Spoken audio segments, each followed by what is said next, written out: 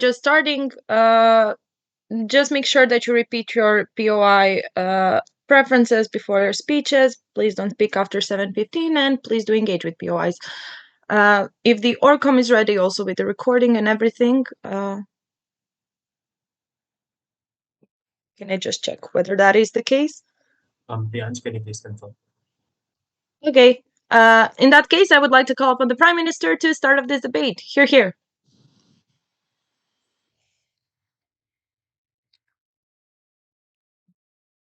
Cool.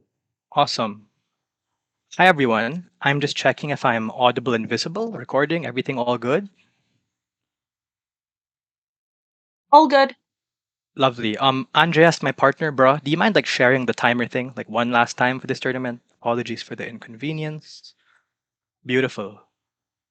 Hi, Joseph. No preferred pronouns. POI via the chat. Happy to be here. I'll do a countdown before I begin my speech. Starting my speech in 5, 4, 3, 2, 1. Panel, ladies and gentlemen, for once in human history, we now have the most equitable judge, jury, and executioner.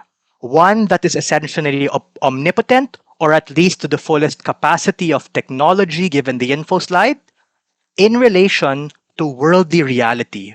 Worldly realities so diverse and complicated that we have a fractured and broken criminal justice system that for far too long have been ruled by political elites and people in power, and those who are ultimately marginalized by society are gaslit by and ultimately hand into the very harms of their own existence. We believe that this unique technology finally has the scope and scale to have the most objective decisions based on subjective experiences. We essentially have the input of humanity and the entire world in order for us to best arbitrate what should be done and what could be done for a particular circumstance.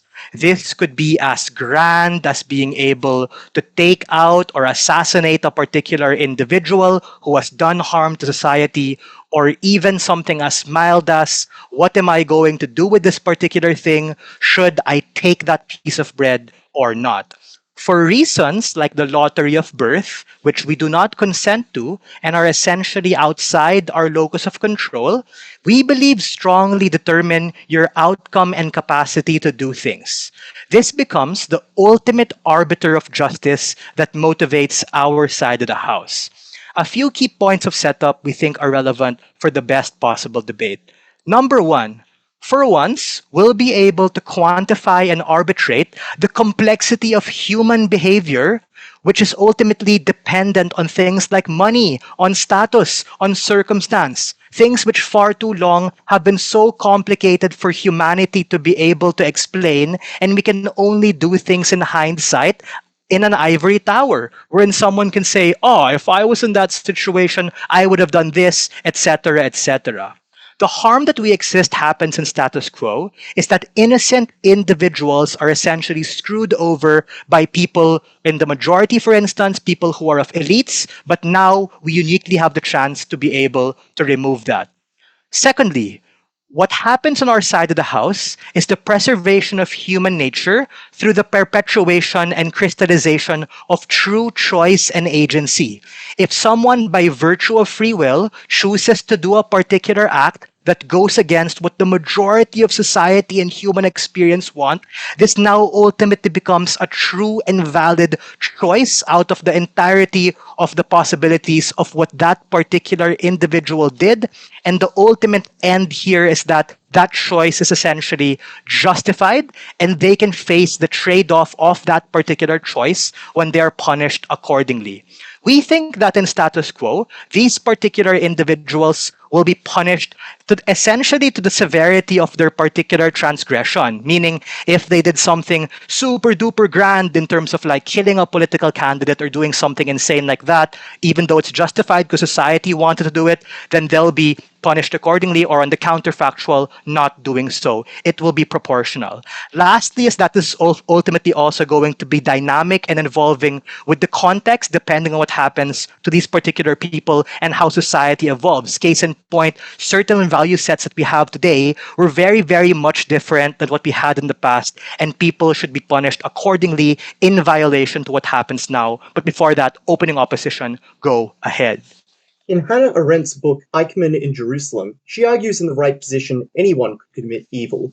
Should Adolf Eichmann not be punished for his role in orchestrating the Holocaust because someone else in his position might have done the same? But now, what we see uniquely happens is that the numbers are essentially going to make up for it. Because we believe majority of rational individuals, regardless of what culture, race, or ethnicity you have, are essentially gravitating towards a certain universal code of morality. And that universal code of morality is essentially at the heart of this technology that ultimately is better than the existing criminal justice system we have now that is ultimately fractured. What do you get on our side? We finally have an accurate and ultimate arbiter of choice, which ultimately is able to bring justice to the particular situation. Why is that? It's precisely because of the reasons they mentioned in the POI. There are so many complexities in status quo that determine whether or not a particular individual would do such a thing. But now if we're able to measure the entire world in terms of what the majority would do, assuming feasibility given in the info slide for the best possible debate, then a particular person then is now going to be held accountable to that standard. So if that person violates this particular action, which majority of society now dictates as something that they ought not to do, that person now essentially then becomes the ultimate threat and attack against society. This isn't going to be perfect. We tell you shit's going to happen for sure in this particular side, but these things are something we're willing to defend in order to push agency farther. Closing, I'll take you if you have anything. Yeah, Go ahead. so given that the machine gives you the context of the actor, are your choices not based on the context of your situation, or are they simply based on something else that we're not? We think you still, of course, make a decision based on your own metric, but now when this is juxtaposed against what majority of humanity would do, it becomes a true celebration of choice and agency. That is to say that if I choose to kill this particular individual, but majority of society said not to, for whatever reason that might be, it becomes the ultimate exercise of that choice, and I now have the agency and accountability to do that and should be punished accordingly. That is as opposed to what happens in status quo, wherein people are screwed over by things they cannot control and are ultimately at the mercy of all the subjective things that side opposition is going to tell you. The marginal benefit you have on our side is that at least this is going to be counter-checked and becomes the ultimate check and balance against humanity. What do you get from opening government?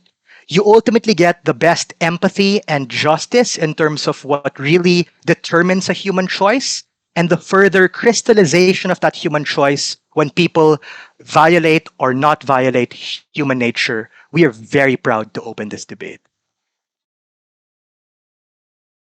I would like to thank Prime Minister for that fine speech, and I would like to call upon Leader of OP to start a case for opening opposition. Hear, hear.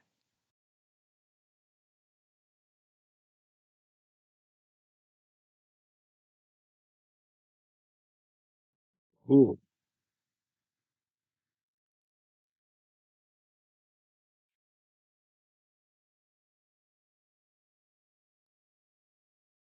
All right. Just confirming that I can be seen and heard. Yep. Very good. All right. Starting my speech in 3, 2, 1. The criminal justice system should be aspirational. It should not sink itself to the banality of human selfishness and evil. Morality is not determined by the majority. Before that, quickly on our counter for the government bench is proposing a radical change to the criminal justice systems as we know it, which means that it's not fair for opening government to say the status quo is deeply imperfect for a bunch of reasons. Think of any, criminal justice reform that you think might improve the fairness of the criminal justice system in the present, and assume that opening opposition has the fiat to change it, because that is less of a radical change than what opening government is proposing. Which means that to make this debate charitable and fair, this debate is a comparison between the best case of human judges and human courts versus this machine. The second thing to say is that government bench is bound to use this machine at all times. The counterfactual that we would support is one where this technology could be used to inform the judicial process, but we are not bound by its final decision, which is to say that we are happy to use this to inform the process of guilt determination, to inform the process of determining the length and severity of sentencing. Why is that quite important? It's because opening government are stuck in a binary. You either punish this person based on the machine or you do not. Whereas in our world, we are able to use this machine to help inform and gradate the scale of punishment. So the fact that a lot of people in your situation might have done it might be a mitigating factor, might mean you get a lessened sentence, but it's not an argument for why you should be let off scot-free. Why is that important? It's because the thesis of our case is that the reason why we should not be bound to use this as the sole determinant of punishment is because there are many other factors that determine whether punishment is necessary, whether the action was morally wrong, whether the significance of the harm you committed to the victim, the harm and detriment of that crime to society. The rest of the speech will go through those factors, explain why they're meaningful, and why they are only upheld in our world. Firstly, on morality, it is necessary to punish actions that are wrong, even if the majority does it. The problem with opening government is they provide a very reductive logic for what constitutes morality, just to say that it's defined by the majority. There are two problems with this. The first thing to say is that there are a set of actions that people would do, but people themselves would not believe that they were moral, even though that's something that they would do. I have 3 thought experiments to prove this. The first one is just to note the Nuremberg principle, which to say that when we were prosecuting Nazis for their crimes, we established the fact that people couldn't use the idea that you could say, oh, I was only ordered to commit this atrocity. I probably would have been court-martialed, imprisoned, maybe even killed for not following this order. That was not considered to be a valid legal defense for committing atrocities, which means that people understand in legal systems around the world accept and believe in principle that just because people would do something and were compelled to do something is not itself a justification for particular crimes. Secondly, just consider things like the trolley problem. A lot of people probably would switch the lever to save their mum and kill 5 people, but at the same time, they wouldn't necessarily believe that the act of killing those 5 people was morally justified. Or just, for example, the lifeboat experiment. Maybe you are just trapped in the lifeboat with one other person. Maybe a majority of people would choose self-preservation, might choose to kill and eat that person, but they know that that is not something that is moral. It's a situation and a choice that was forced upon them, but it was still wrong for them to commit, and most people believe that, which is why even if people would commit that action, they themselves do not believe it to be moral. But secondly, even if we are talking about actions that people would do and also people think was moral, this does not mean that those actions were in fact moral. Simple example to illustrate this is to imagine we're talking about a society in which women's rights have not advanced terribly much. In those contexts, things like assault, things like sexual assault, honor killings might be considered justified because the majority of the society had those problematic beliefs. That obviously does not mean that sexual assault is relevant. That is the problem, because in their world, they determine the moral significance of an action based on the majority. The majority often has opinions about morality that are incorrect, and therefore morality supersedes those contextual beliefs, which is why in many cases, the punishments of the lack thereof in their world is morally abhorrent. Secondly, in terms of deterrence, trivially, deterrence is obviously greater in our world, in a world where the rule is binding, as opposed to a world where the rule is porous, it can be relaxed on a case-by-case basis. So the crucial part of this argument is to explain why deterrence matters, why it's important to reduce crime. The thing I want to say here is that even if people believe in a majority of circumstances that they would do something, that does not mean that doing that thing is that person's ideal first preference. They do not want to live in a world where most people would do that thing.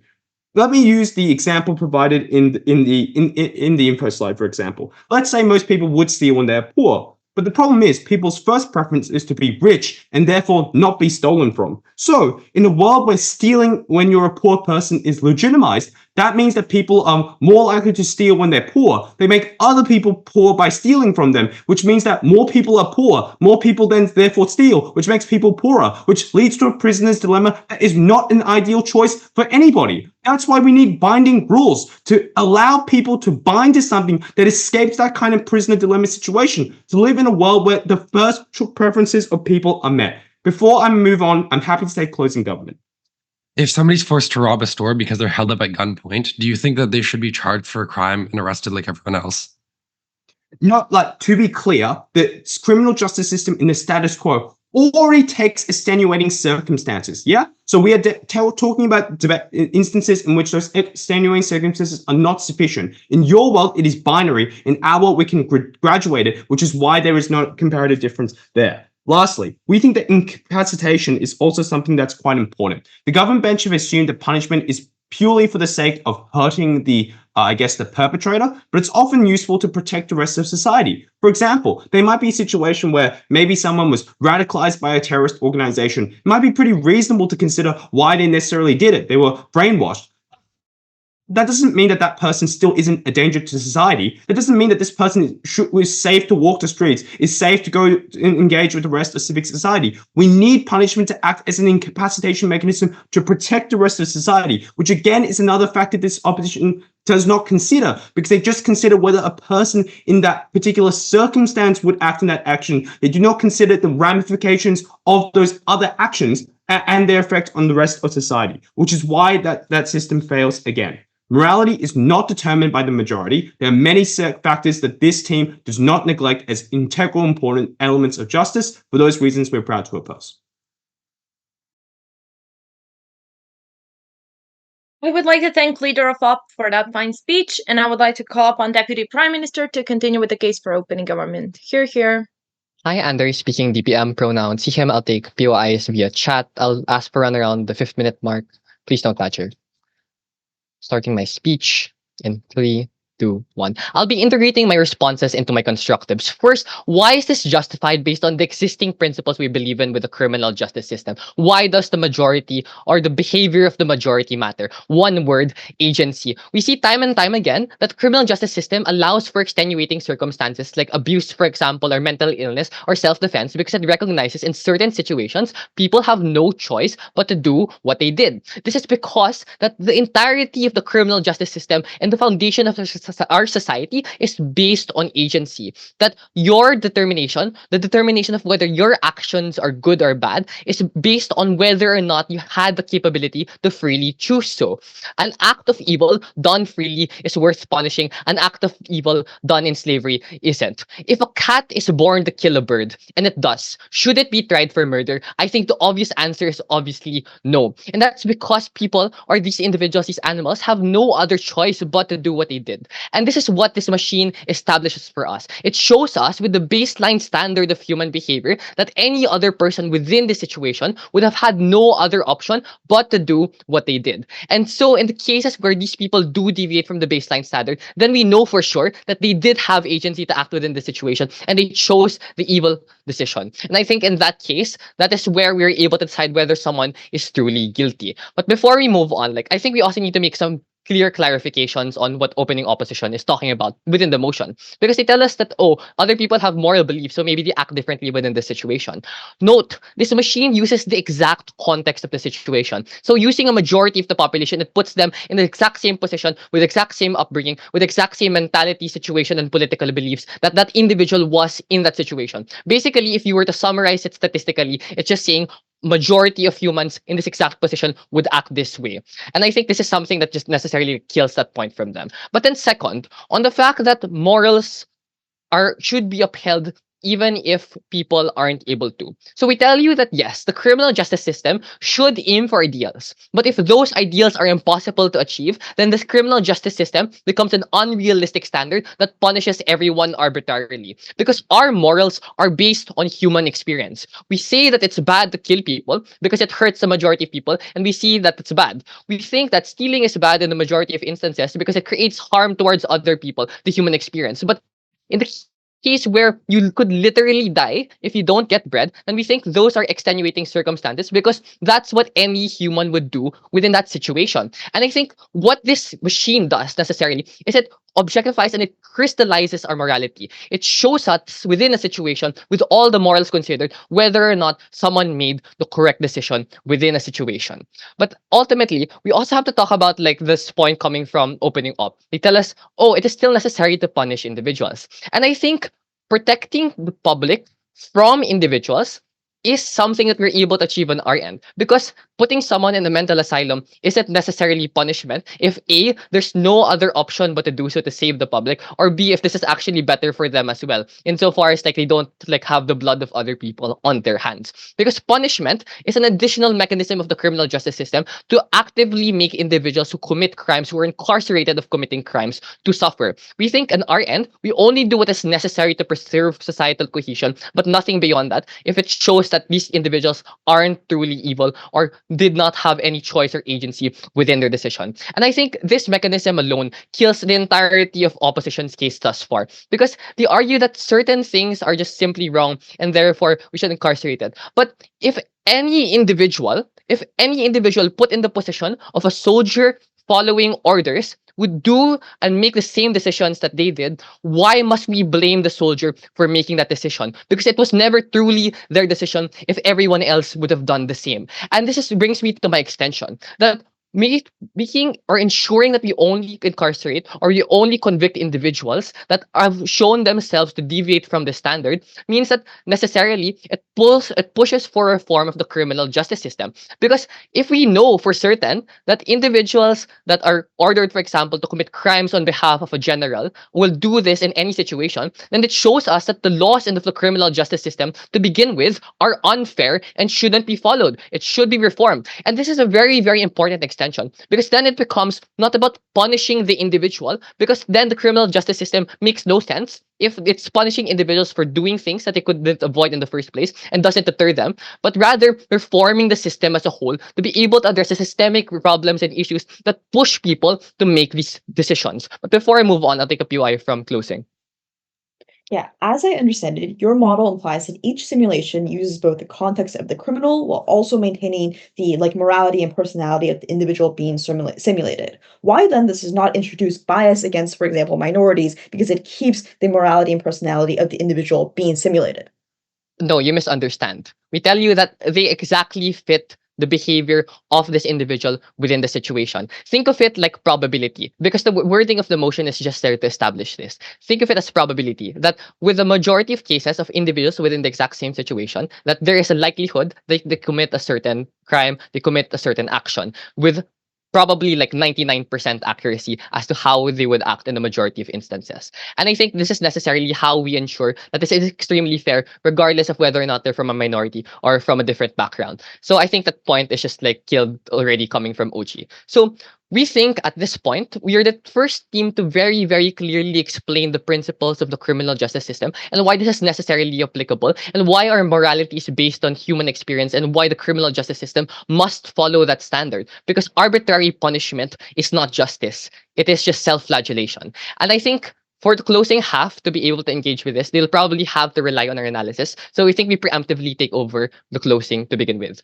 But coming from opening opposition, I expect them to still talk about how, okay, we should still be aiming or trying to change the way people act within a certain situation, for example. And I think you get that better on our end. When you focus rather on reforming the system than individual punishment through the criminal justice system. Because again, if in order to ensure that we are able to implement justice fairly, which we think is the ultimate goal of this debate, we have to look beyond individuals committing or actions or crimes that they had no choice but to do. And instead, we should focus on reforming these systems. And we think this occurs only on our end when you ensure that there's a very strict standard for deciding who is guilty or who is not. And I think this is something that is justified insofar as just having this machine as an aid doesn't exemplify or doesn't show us the morality of individuals in the same way that it does on opening government. So we think in any case, as an aid, these decisions or these calls made by the machine are going to be accurate, are going to lead to these decisions anyway. For all of these reasons, it's a clear opening government win. Thank you. I would like to thank DPM for that fine speech, and I would like to call upon Deputy Leader of OP to continue with the case for opening opposition. Hear, hear.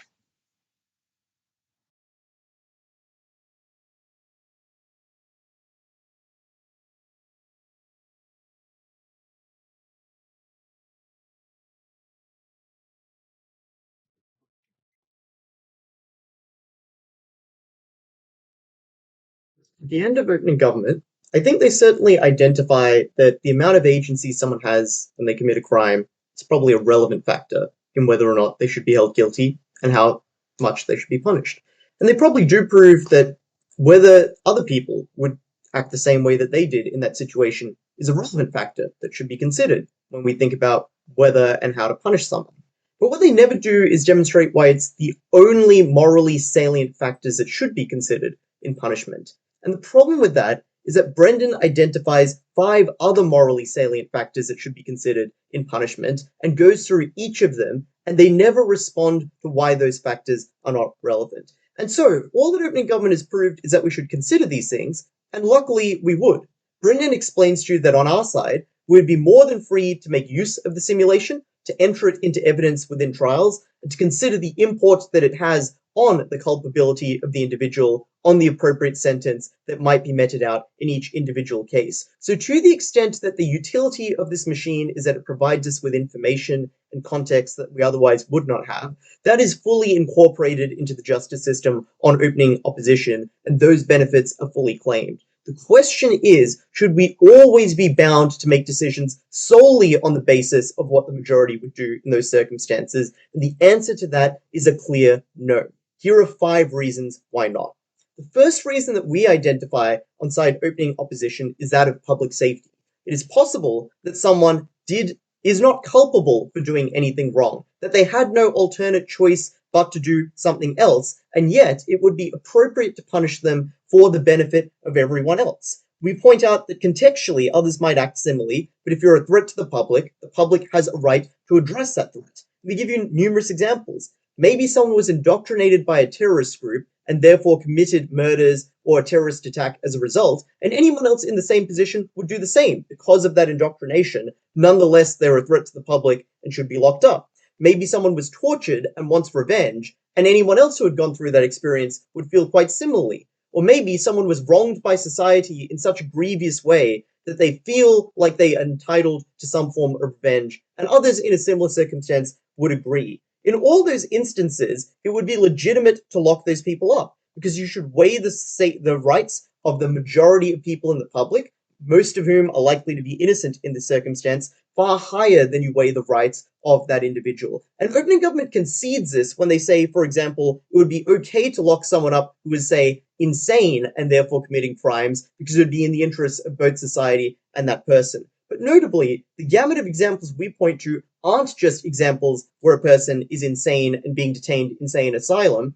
Could also be instances where a person is entirely rational and it feels entirely justified in pursuing crime or pursuing terrorism, and that others in their circumstance might agree, and yet nonetheless we would agree that society should not just have to be the victim of limitless terrorist attacks from this person just because others in a similar circumstance would feel that that is legitimate. And that explains why both the fact that someone might have no choice is insufficient grounds for why they shouldn't be punished, or the fact that, and explains why public safety in those circumstances is relevant. Secondly, I just want to note that just because the majority of people would act in a particular way within those circumstances doesn't mean that that person had no agency to make an alternate choice. Something might be the easiest or preferred choice of a range of actors and not be the only choice available to them. I.e., most people might default to doing something easy, like eating junk food instead of eating healthy food, and that might be the majority position. Doesn't mean that the option to eat the healthier food wasn't there in that instance.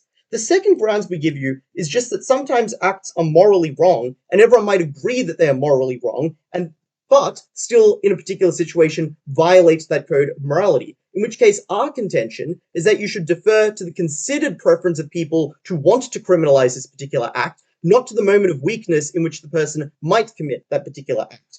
And that is because people are necessarily fallible.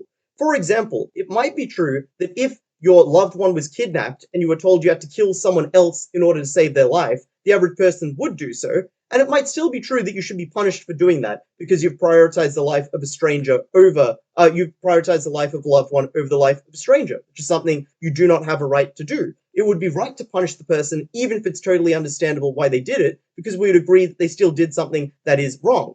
It might be true that if you thought no one would catch you, a majority of people would steal from a corner store. But people would recognize that that is wrong and might recognize that they should be punished if they do that in those particular circumstances, which explains why their claim that if a majority of people do it, it's okay is untrue. The fact that in a moment of weakness or in a particular contextual circumstance, people would do something is not indicative of the fact that the majority of society believes it is morally acceptable or believes it should not be punished. The third reason we give you as to why it might be acceptable to punish something is because it generates deterrence that is utile into the long run.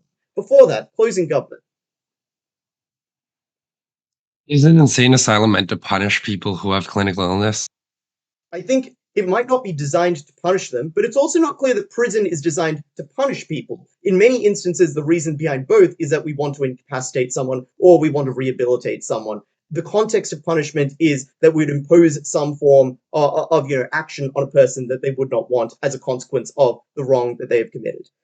So, thirdly, on deterrence. For example, punishing an act affects the likelihood of people engaging it into the future, so there might be a society where littering is common and the average person would litter if given the opportunity, and yet everyone agrees that littering is bad and wishes to transition away from it, in which case it would be appropriate to fine people for littering even if other people would also engage in littering, because over time, the ability to fine people for that act will deter people from doing it and reduce littering. So this team would prevent that form of useful social transformation by preventing anyone from being fined for littering. Fourthly, we point out that the veil of ignorance means that in many instances it might make sense for a particular person contextually to want to commit crime, but not for society to want to accept that. I.e., it might be true that anyone who is in the position of a rich billionaire would be quite okay with polluting the rivers in order to maximize their own profits, but that society should not allow rich billionaires to get away with polluting rivers just because the majority of people in that billionaire's shoes would be okay with polluting the river. We should be able to prioritize the rights of the majority there. And finally, we identified that there are often frequently collective action problems resolved by the law, i.e. it might be in everyone's self-interest to overfish, but everyone agrees we shouldn't overfish because it's not in the collective interest, but that rule only works if everyone feels bound by the law, and if you know that any popular action will not be prosecuted because the machine will say a majority of other people would do it, you can never bind people to resolve collective action problems. You can never solve the tragedy of the commons. You can never solve climate change. So proud to oppose. I would like to thank Deputy Leader of Opposition for that fine speech and for what was a great top half this far, and I would like to call upon a member of government to start a case for closing government. Hear, hear.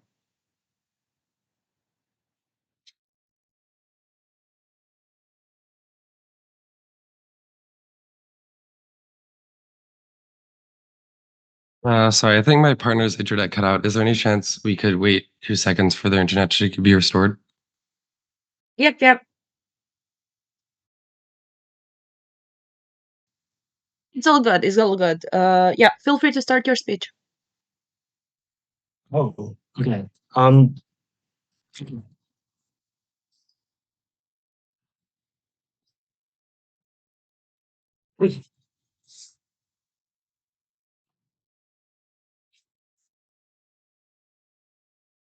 So I think I'll start my speech and try to attempt an esoteric critical theory response to the entire op framework first. If this is successful, any op argument that presupposes that there's some sort of harm resulting from egregious actions that most people don't think are immoral not being punished then gets neutralized because there's just no basis for harm. After this, though, I'll respond even if it is that the AIB can't necessarily get over this and understand it. Okay, on the critical theory response thing first. I think that it is that all morality is fabricated and no action has any sort of intrinsic moral or immoral quality. It is that we have to assign those characteristics to actions, and it is that we can use justifications and ethical philosophies like utilitarianism to try and naturalize and universalize morality to the extent that it is that we perceive that actions, independent about how it is that we feel about them, we almost believe that it is that there's some sort of objective moral value. But ultimately, I don't think that it is that this changes the fact that it is that the determination of moral value isn't something that is objective, but it's done instead subjectively on a perceptual level. there just isn't a distinction between the objective morality of an action and the perceived morality of an action. And this means that any sort of argument that OO tries to make that claims that it is that there's some sort of egregious miscarriage of justice that happens when it is that most people think that something is moral, when it is actually immoral, like doesn't apply because there's no objective morality. So it is like there's no mismatch between objective and perceived morality here. And the response that it is that I think like that I was able to hear in response to opening government in the form of a POI was something that related to the Holocaust and genocide. But I just don't understand how it is that opposition is going to prove that the majority of like the global population in a technological age where it is that we have a machine that is like this sophisticated, that is untenable, impunable, that it is like is able to accurately determine whether or not most individuals would do something in a given context. I just don't understand how it is that we're going to it's likely that it is that most people in this sort of situation are going to be convinced that it is that genocide is like actually actually good. So to the extent that it is that that's the case, I don't think that it is that OP is able to prove any harm. But even if it is that there is some sort of like mismatch between objective morality and like perceptual morality that's held by the majority of people or whatever, I want to talk about why it is that this policy still results probably in better incomes and why it is this policy is principally just. So in instances where it is that egregious crimes are not punished, this is not an indictment of like the ethics of the majority as it is, or like societal ethics as they pertain to the populations of one state writ large, but it's instead, I think, a reflection of government failure. And in instances where it is that governments have high state capacity, and it is that they are also like having crimes that are going unpunished because it is that most people think that it is that crime isn't actually immoral, I think that it is that reflects a failure of the state in at least two key aspects. So the first is just like if it is that they have state capacity, they also have the capacity to do things like build educational infrastructure that's necessary to instill within its citizenry a relatively reliable and robust system of moral belief. To the extent that it is they haven't achieved this, I think that it is that you can blame like the mismatch between morality on just like governments not having good outcomes principally. The second, though, is just crimes that are committed out of necessity. And these, I think, are probably the ones that apply in majority of instances. Like, I don't think that it is that we're going to see a world where it is that people all of a sudden just believe that it is that murder is actually like, totally cool. I think that the majority of people are still going to find crimes like murder to be more reprehensible. But I think instances where it is that people might be more sympathetic and instances where it is that this machine might not punish for crime are crimes of necessity. And in these instances, I think that it's principally state failure or government failure, because it is that the government has the capacity to improve people's economic circumstances, to improve the material conditions that it is that they exist in through things like policy, education, and healthcare, or like tax reductions, like redistributions of wealth, those sorts of things. I think that it is that the state has the capacity to do so, such that it is that they can reduce people's inclinations to resort to crimes of necessity. And as far as it is that, like, I don't know, at the point at which there's effective tax redistribution that ensures that everyone has some amount of income or some amount of wealth, like people no longer need to steal to afford food because it is that they could just buy it. And or like if it is that they have just like robust welfare programs, people no longer also need to do things like steal food because it is that they have food stamps, or it is like they don't need to maybe resort to like organized crime because it is that economic opportunity is actually quite plentiful, and it isn't like there's a perfectly reasonable way in which you could just get a job where it is that you're not strapped for other options. Like I think in these instances, right, if it is that there is some sort of crime that is going unpunished, some sort of legal crime that is going unpunished, the reason why it is that this is the case is because most people would probably agree, given that it is that they are replicating this action within the machine, that this is because of a failure of the state to provide them with the opportunities that it is that they need to be able to survive. So if it is that the state has this capacity, I think that it is that they're morally obligated to do so. The reason for this is just the stock standard principle of like state power, right? The state is fundamentally unavoidable, even if it is that you can move between states, it is that you're always under the yoke of like one particular state. The state can and will employ coercive measures to ensure that it is that you are obedient to them. To the extent that it is that this is true, to the extent that it is that the state is unavoidable, I think that it is that the state should try and ensure that it is that they are somewhat accountable to people. I'll take a POI right now if there's one to be offered. Yeah, you can fund welfare programs and punish theft. There's no opportunity cost. In fact, the political capital is often greater when voters believe that they are funding welfare programs that are not benefiting felons. Okay. Cool. I want to address an instance where it is that like there isn't state capacity then, because I think that this will probably address your POI. Why is this still better? Because it is that like in instances where it is that the state doesn't have capacity and it is that we're imposing the system and it is a crime is going unpunished. Maybe it is that this makes a dire situation worse. But how is it that it is that I think that this is actually still a win for government side? What it is that I want to talk here is about selective prosecution and why it is that this is something that it is that gets avoided on our side of the house. I think that this is something that generally makes things better. Hopefully, is able to deal with this a bit better in the web. So selective prosecution in places where it is that there's generally not a lot of state capacity in countries like India. If it is that we're going by the letter of the law, I think that it is that almost all organized activity is illegal in some way. The reason for this relates to construction. These are countries that want to emulate modernity, and these are countries that have been instructed by more developed and modern nations that like a prerequisite for development is like strong judicial and legal institutions and authorities like courts and regulation to establish rules for like exchange and commerce. And how it is that this is relevant to the motion is how it relates to municipal and urban planning authorities. So these are often government agencies that have wide jurisdiction but very limited capacity, given that it is that the specializations and knowledges needed to be able to like understand legal theory are generally quite inaccessible. They often become backed up and aren't able to process like every single request for a building permit. As a result, it is that they process them slowly or selectively at all, but the end outcome is that it is that most construction that ends up happening is just tolerated and is technically not legal. To the extent that it is that this is true, I think that it is like most people would probably engage in just construction regardless, but it is that it's technically illegal. And in these instances, we would prefer that it is that those people don't have their homes bulldozed because it is that they oppose the state. I think in instances like this, the machine prevents those outcomes. That's generally a good thing for to propose. I would like to thank Member of Gov for that fine speech, and I would like to call upon Member of Opposition to start a case for closing opposition. Hear, hear. All right, can I verify that people can hear and see me? Hi, yes. Wonderful. POIs in the chat, please. I will aim to take a POI round 5, preferably from opening, from closing if not.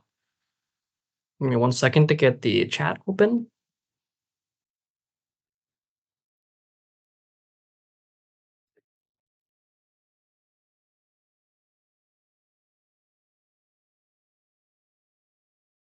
Is anybody not ready? Cool. I know this is a hypothetical tech debate, but it is also a criminal justice debate, and I think it's been lost in the sauce. We've forgotten the most important stakeholder in criminal justice debates is the victim. And I think that opening half falls victim to this, and I think that CG is already in fourth, so I'm going to be too worried about that. On CO, we're going to show that 1, this machine massively increases instances of crimes of negligence, crimes of passion, and crimes of necessity. Essentially everything except like tax fraud or something. And second, we're going to show that even if the machine treats perpetrators of crimes better, and even conceding all of OG's case, victims are a more morally relevant stakeholder and you make more of them. Which means that even if OG wins everything, it really doesn't matter insofar as you make more victims and they matter more morally. Now let's talk about it.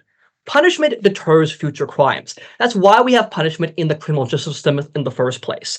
3 reasons why punishment is necessary. I will acknowledge OS said some words about this, but it wasn't very mechanized, and we're going to do better on this front and show what specific crimes it actually leads to. So 3 structural mechanisms why you need punishments to deter crime.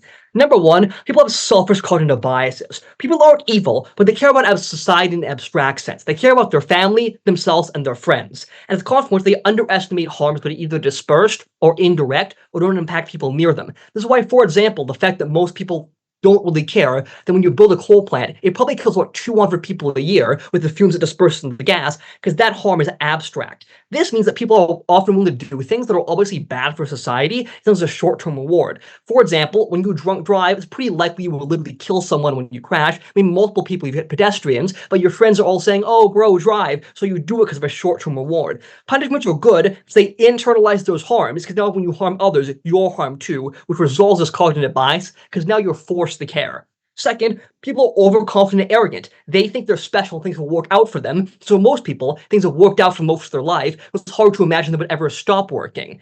Third, people have a cognitive bias against unlikely outcomes, even if that outcome is severe. I.e., people have an irrational sense that, for example, if you do a DUI, you won't harm other people, or you won't get caught. But you need certain punishments. Because when highly likely you get punishments, it resolves this bias, even that punishment is only a wrist slap. Because now you're like, well, if I do this bad thing, there will be a punishment. And remember, the cognitive bias is not against punishment in general, it's against punishments that are low likelihood. At the point you're unsure you're going to, for example, be pulled over, at the point you're pulled over, you get a ticket, you're more likely to do things to start with.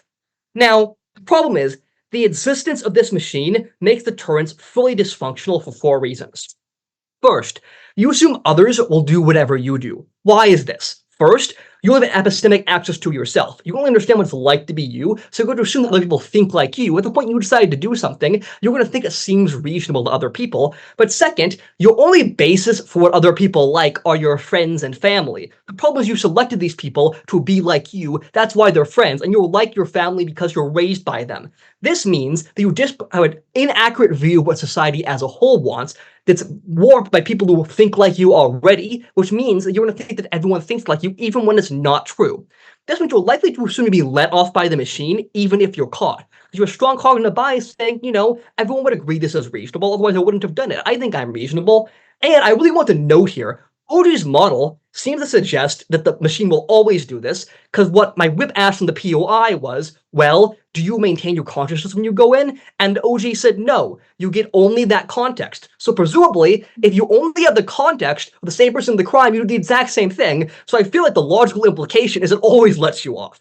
Second, you assume your circumstances are special. Importantly, precedent becomes dysfunctional. I.e., the status quo, certain laws are real, and you do a certain thing, and those proof you did it, you will always get punished. The problem with the machine, every circumstance is unique, so it's never guaranteed that DUI is always bad. It's never guaranteed that stealing is always bad. There's always a risk a crime can be justified, and since you think you're special, you're like, oh, my innocence might be good, so the certainty goes away. Third, prosecutors get lax. I want to know the judicial system exists, and everyone seems to still ignore this. But prosecutors, 1, have discretion over what crimes they charge, and 2, they advance their career based on their conviction numbers, their conviction percentage rate, often competing with other prosecutors with the best numbers so they get the best positions when they're promoted. The problem is, if the machine says, oh, you're not guilty, then the conviction goes away, and it looks bad on their resume. This means they're never going to push cases that think the machine is likely to let someone off. And remember, prosecutors are risk adverse, because if you're not prosecuting, it's not harm you as a prosecutor, I'm not going to commit a crime against you, but if you ignore entire categories of let them go free, you have no risk of stating your record. This means, for example, they're probably never going to prosecute homeless people, because most people would steal food if they're starving, which means entire categories of crimes literally will never be enforced, because it's bad for prosecutors' careers. Fourth, and finally, you literally just can't punish negligence. It's impossible. All these laws fully go away. Why is this? When you do negligence, it's usually due to a lack of info on your part. That's what negligence is, right?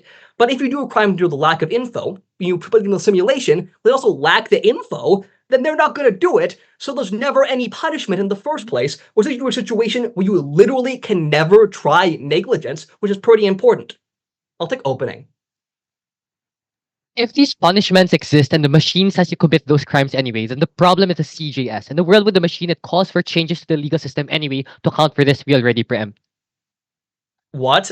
I'm going to be honest, I fully just don't understand. I'm sorry. You might be saying, oh, they changed the legal system. You probably have to say how. I can't answer your hand waving. I'm just sorry. Now look, as a consequence of all of this, people probably won't expect punishment in a world with a machine, and they'll commit certain crimes with impunity.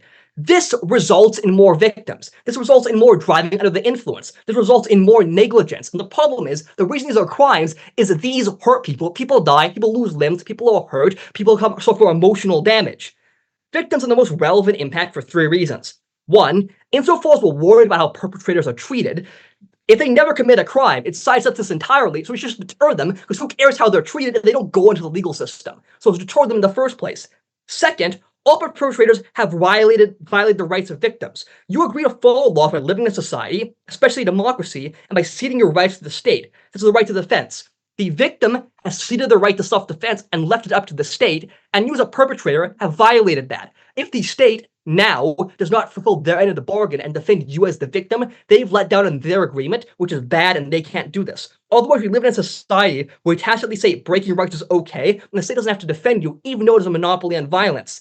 Third and finally, there's a risk of repeat offenders, and if I was a victim, I'm really scared of that. It really hurts my mental health when someone who might have, for example, assaulted me is out in society, even if they won't do it again. I think they might. It's scary. It's bad. Proud to oppose. I would like to thank member of OP for that fine speech, and I would like to call upon government whip to sum up the gut bench and set up this debate. Here.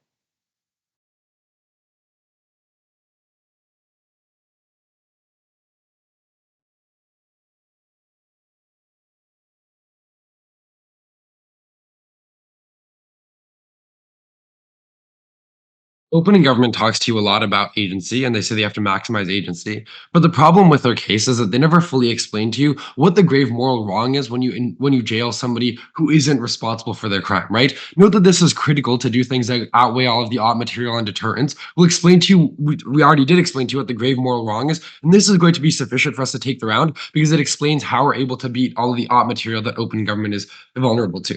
Our contributions to the round are then twofold. We first of all explained to you that this is probably going to be a vast minority of crimes. Why? Because there are like lots of people who are starving in the world, and there's not that many people who steal, right? Or there's a lot of people who are relatively poor and not that many proportionally people like commit violence. This just then means that probably the vast majority of crimes are abhorrent criminal personalities and only a few are due to circumstance. We think those that are due to circumstance are deserving of our care and are deserving of no sentence because of the fact that they're not morally responsible for their actions. Okay, we then explained to you that the state has failed its principal obligation to the people. We want to start with the observation, which is that you need a special status to have the right to arrest and imprison somebody, right? If I see somebody committing a crime, I don't have the moral right to imprison them myself, even if it might have good outcomes, because I don't have the contract that is necessary for me to have the right to take away other people's rights, such as the right to liberty and autonomy of the person. We think uniquely the state is given this right in the status quo because there's a social contract, as Simon told you, which is to say that the state is responsible for providing people a minimum of social needs, a minimum of circumstances, and then the state is able to do things like enforce laws, etc. The problem is that at the point at which people are in a circumstance in which the vast majority of people would commit crime, that is indicative of a state failure to provide for those people in the first place. This then means that the state is a priori in breach of its contract and therefore has no legal right to do things like prosecute crimes in the future. Note this then means that the state is morally equivalent to just a random person arresting you because the state no longer has a privileged contract with you. This is a deep moral wrong, and nothing that OP gives in terms of practical is going to be sufficient to overcome this. I'll get to that in weighing. Okay, let's address first of all closing opposition, and then I'll do a bunch of extensive refutation to opening opposition. Closing opposition largely has an argument about deterrence, but I think that this is fundamentally flawed in many ways. First of all, the framing that we already gave you, which they failed to respond to, and I think is sufficient to take the round, is that the average person does not commit a lot of crime. Even the average crime is not something that's going to be pardoned by this because plenty of people are in similar circumstances and don't commit crimes. What this then means is that probably most criminals know that they won't be pardoned because they see that 1 in 100 or 1 in 1,000 criminals are pardoned as a result. This then means that deterrence is largely still in effect. There's some additional mechanization that closing opposition gives here. They say that you probably think that you're going to get away with the crime because you think you minimize the probability of small events, and you also think that other people are going to sympathize with you and have the same reaction. Reasons why this is not important then. First of all, if people already minimize the probability that they're going to get caught, it's unclear why the marginal difference between thinking I'm going to get caught and pardoned and thinking I'm not going to get caught in the first place is that large. Criminals already minimize the chance that they get caught because they think that they're smarter than everybody else, or they don't realize how good police investigation is, etc. This is standardly why a lot of increased sentences don't work. So what this means then is that the marginal difference is quite small in terms of deterrence. But second of all, I think the average criminal is not stupid. They know that if almost nobody gets pardoned because of this, they'll probably not get pardoned too. But second of all, I think I want to address this claim on negligence. Note that the part of negligence which is criminally liable is not when you make the mistake, is the fact that you failed to educate yourself. So the question is not just, did you make the mistake, which somebody might in that circumstance might do. The question is, in the circumstance, would you have educated yourself? I think the average person would not. This is, in fact, the definition of the legal standard of negligence. It's a reasonable person standard. So if the reasonable person would educate themselves, then it's not negligence in the status quo already. This is just a better formalization because you actually have a mathematical tool or a machine tool to do that. But lastly, I just want to note that deterrence is not nowhere near enough to justify jailing people who are not morally responsible for their crimes because they're merely victim of circumstance. Note in the status quo that you could massively increase deterrence by just framing a bunch of people for murder and then arresting all of them, and now it looks like you have a massive conviction rate for murderers. The reason why that is morally important to us is we think it is fundamentally wrong to take away somebody's rights unless they've already committed a crime that they're morally responsible for. So even if a CO is right that you get massive deterrence, that's still not enough to justify the jailing of these types of people. Okay, going on to O then. O has three major claims that I want to deal with. The first claim is they claim that they're just going to reform the criminal justice system in a bunch of ways, which means that there's less like prosecution of people for drug crimes or prosecution of ethnic minorities in ways that are unjust. Or for example, as Simon said, there's lots of prosecution of people just because they happen to be like in certain ethnic groups or in certain political affiliations in states where there's a bunch of really, really difficult to follow laws and people break the law all the time. What this then means, the reason why this is likely going to be insufficient is, first of all, that I think that they can't guarantee that judges are going to follow this like to the letter of the law. You need to have a formal system for this reason. Note that judges all over the US are, for example, fallible and biased. In many cases, they're actually elected by the populace. So like they'll just do whatever the populace wants. Oftentimes you have a tough on crime populace who like just doesn't care about rights of individuals enough. That's not sufficient. That I think that that shows that you're not going to reliably get a lot of decreased sentencing. But second of all, I think that if people are blame free, it means they're blame free. We're happy to take a hardline stance of deserving no punishment at all. Okay. I'll take a PI from O now. Yeah, even in the status quo, people aren't incarcerated for genuine crimes of acquisition, but you never deal with the cases in which there is a degree of moral subjectivity. You don't deal with the other kind of aspects, like, for example, public safety, deterrence. Right. Okay. Yeah, that's literally the rest of my whip. Okay. So first of all, they give us a bunch of other factors that they say matter, but the critical problem with opening opposition is that they don't distinguish between wrongness and blameworthiness. So we agree that like saving your mother to kill 5 people is wrong, but it's unclear that it's blameworthy. Here's why blameworthiness matters more than wrongness, because the example the POI I gave, where you like are held up at gunpoint and forced to rob a store, is a case where you're doing something wrong. It's wrong to rob a store, but you're not blameworthy. We still don't think that the person should be arrested, as O mentions. And so therefore, because we think that people are not blameworthy, they shouldn't be. Why are people not blameworthy? The reason is that people are fundamentally only morally responsible for their moral character and who they are. But note the only difference between the average person and somebody in this situation is the circumstances that they're in, the circumstances that are out of their control. That's to say the only difference between locking up everybody and locking up this person is just what they happen to be in. So I think they can't possibly be held morally responsible. But second of all, their illustrations about like terrorists and torturers are just unrealistic. I think we should debate this where it actually ends up happening, which is oftentimes like relatively small crimes. And even if these increase, it's like not that big of a deal. I think that like slightly more store robberies is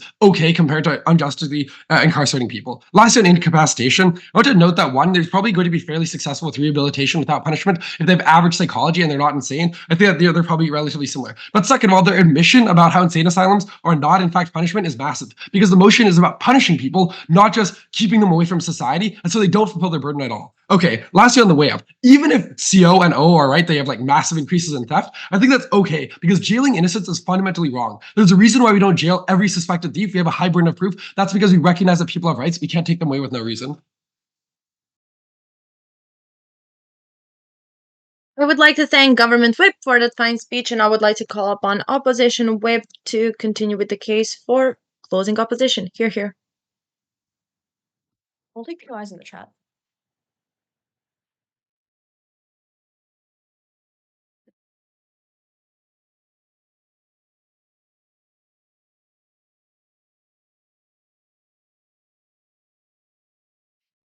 In closing opposition, we tell you that whether or not you are given the context of the criminal's life or your own life, people are simply incapable of understanding the full ramification of their or others' actions. Thus, they are likely to agree to engage in actions that have strong potential harms, even if those harms are dispersed or of low, especially if those harms are dispersed or of low likelihood. This means that the machine pardons individuals who do things like drunk driving or swimming with non-reef safe sunscreen, things that have dangerous actions that most people don't actually truly understand and thus would likely engage in themselves. I think the government says here that most people don't commit crimes in the status quo. That is exactly the point. People don't commit crimes because there is deterrence in the status quo. On opposition, when laws are made by professionals whose jobs are to consider low likelihood events and externalities, we can correctly calculate which actions are actually harmful to society. On the bottom line, on government side, many people get pardoned for seemingly inconsequential things. But at the fact that many people are getting pardoned for these things almost every single time, inevitably those bad effects happen. And as a society, we have determined that those, even if small likelihood, bad impacts are so bad that we want to prevent them completely. At the This means that we have a net negative for society. I want to start with opening opposition. Opening opposition identifies that factors other than the machine are probably relevant.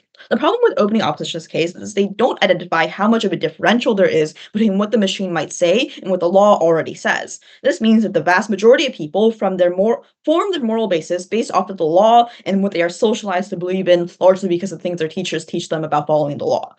For example, so I am unclear as to the magnitude of impact. In fact, opening opposition really does no weighing at all. Opening opposition's case seems to rely on an assumption that the machine will be more lenient than the current judicial system. They do not actually give any mechanisms to prove this is true. In fact, it is probably not. Well, it is probably true. Under opening opposition's case, it's not true. We give you mechanisms as to why it's probably true. On closing opposition, we tell you 2 concrete changes occur in society. 1, people do more crimes, and 2, less criminals get punished. In particular, we are more comparative because we identify which direction the frequency of occurrence shifts. Arguments need to be both won and able to be weighed to win. Moving on to opening government then. Opening government believes that by using the machine, we can come to some consensus of universal morality. I think there are 2 problems with that argument. First, they don't prove that the universal morality actually exists. And second, if a universal morality were to exist, they do not prove that the machine reaches it. Recognize that these are burdens that opening government has to reach to meet their impacts. I don't actually have to rebut them because they never attempt to prove them, but I will rebut these arguments. On the first part, that a universal morality simply does not exist. 1, if a universal morality were to exist, then we would have already converged on that universal morality due to having literally thousands of years of legal discussion and discourse. But the problem is that people are very different, which means that there must not be some universal morality because you have very, very different senses of morality depending on what part of the world you're in and things like that. Secondly, we recognize that morality changes over time and space, i.e. what is generally considered to be acceptable in society has changed very drastically in the past few hundred years and has always changed, which means that there is probably no universal morality because if there were a universal standard, there's no reason why morality would generally change upon the general consensus of the population.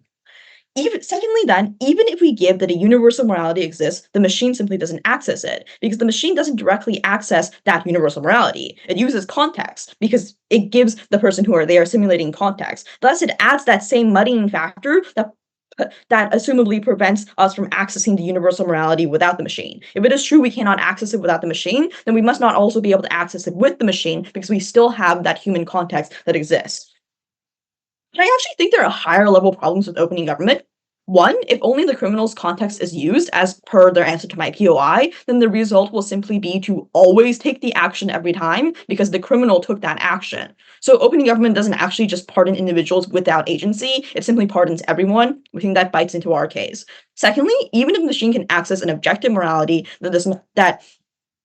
even if the machine can access an objective morality, and that objective morality does actually exist, i.e. given opening government's best case, there is no reason to believe that it's actually beneficial. This is because agency is not the penultimate principle. I don't think that they weigh their principle. The reason for this is because we don't allow people to exercise their agency if it hurts others. I think we should probably weigh our principle off of utilitarianism simply because it is probably the only weighing mechanism that the judge is able to use without inserting their own moral compass. Thus, it is probably the most objective one, so it is the fairest one to use in this debate, i.e.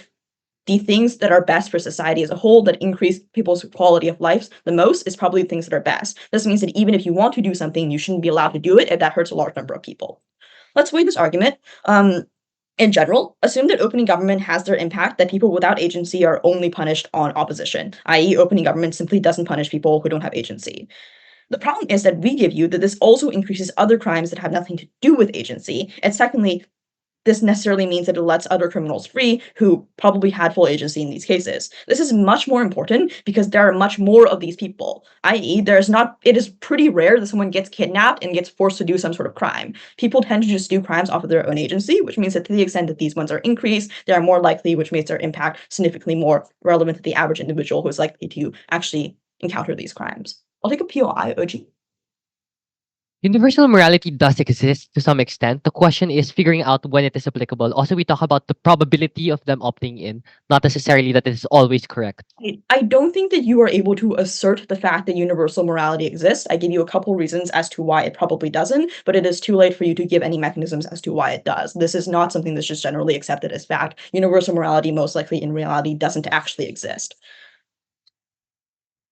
Closing government then. Closing government says first, there is no universal morality. 1, this is a direct knife of opening government, but 2, that doesn't mean that we ought to determine society's rules by what people want to do. Rather, laws are made by lawyers, economists, etc., who try to maximize collective welfare. It's a much better way to determine laws and what is right or wrong because it makes more people happier than the selfish model that closing government advocates for. Secondly, closing government says that this allows for good things to happen that are technically illegal. 1, it is much better to change the laws and to make potential welfare.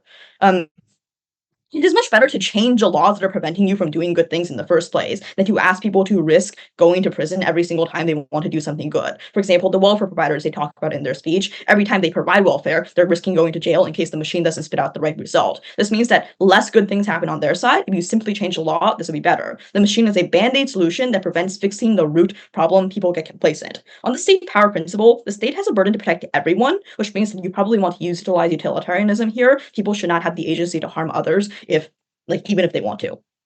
Thanks. I would like to thank Opposition Whip for that fine speech, and I would like to thank all 4 teams for our lovely finals, and once again congratulate you on